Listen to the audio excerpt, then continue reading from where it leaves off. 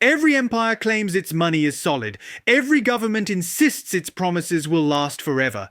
But let's be honest, history has shown us the same truth over and over. None of these promises are permanent. It happened in Rome, in France, in the Confederacy, in modern Lebanon. People woke up one morning to find their savings gone, their salaries meaningless, and their future slipping through their fingers in an instant. It sounds harsh, I know, but collapse isn't the exception, it's the rule. And that's why the real question is this: when these systems fail, what will I do? Because the fragile thing isn't the money itself, it's the trust we place in it, and trust can disappear overnight.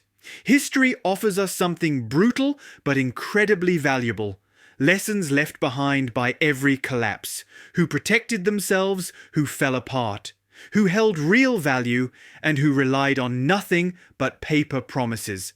And let me be blunt. In every era, the winners weren't the ones who said, "Oh, nothing will happen." They were the early skeptics. Even Byzantium teaches the same story. The Eastern Roman Empire's famous golden solidus inspired confidence across the world for centuries. But what happened? They repeated Rome's mistake. They started diluting the gold, a tiny change, nobody noticed. Then, trust cracked, and the foundation of the economy began to rot. So who survived? Not the ones who trusted paper promises, but those who quietly stacked gold, who kept their assets abroad. The lesson is clear. States can't resist the urge to debase money. Real value always finds an escape route. Plague, COVID, and the same painful truth: crises redistribute wealth.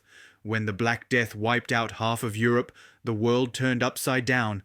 With fewer people, labor became priceless. Those with liquidity suddenly had access to opportunities they could never have imagined. And yes, this should feel familiar. We saw the same thing during COVID. Supply chains broke, governments printed trillions, and those with capital bought assets. Those living paycheck to paycheck were left behind. The truth is simple. Crises don't move money, they move people. From Florence to Lehman, institutions we call too big to fail can always fail. When Florence's giant banks collapsed in the 14th century, people were stunned. How can something this big fall? We still ask the same question today, don't we? In 2008, in 2023, in Lebanon in 2019. But the answer never changes. No institution exists for you, they exist for profit. And one day, they may lock the doors in your face. Survivors are the ones who see this early. War, revolution, and money. Paper promises always share the same fate. During the American Civil War, both the North and South printed money. The South's currency collapsed completely. Savings turned to ash. But those who had gold, land, food survived. France in the 1790s?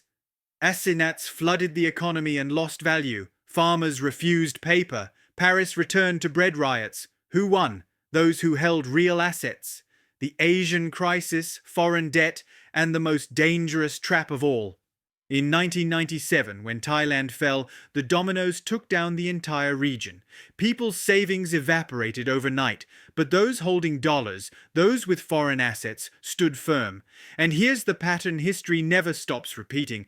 If you owe money in someone else's currency, you're the first one to drown when the storm hits. Lebanon, a modern example of how fast the doors can slam shut. In 2019, people walked into the banks saying, "I want my money." The banks said no. Just like that. The currency lost 90% of its value. The middle class vanished. Winners? Those who diversified, held gold, kept assets abroad, kept cash accessible. So then, what do we do? History doesn't give one perfect solution, but it always points in the same direction. Real value, not paper, not promises, not someone saying, "Don't worry, everything's safe." In Byzantium, gold worked. After the Black Death, liquidity. In Florence, trusting real controls over giant banks. In France, food and land. In Asia, staying away from foreign currency debt. In Lebanon, moving money before the banks froze. The theme never changes. Illusions collapse. Real value remains. But there's something even more important. Honestly, the most important part. What you can do is more valuable than what you own. People who can bake bread, produce, repair, build, create value, they're always needed, even when money loses all meaning. That's why real security isn't just in your assets. It's in your skills, your abilities, your capacity to produce. Final word, collapse always happens. The question is what you'll still be holding when it does. When that day comes, will you have nothing but paper promises or something truly valuable? History doesn't repeat, but if you ignore it, it will crush you. If this perspective opened a new window for you, follow along. History has the answers. I'll show you where to look.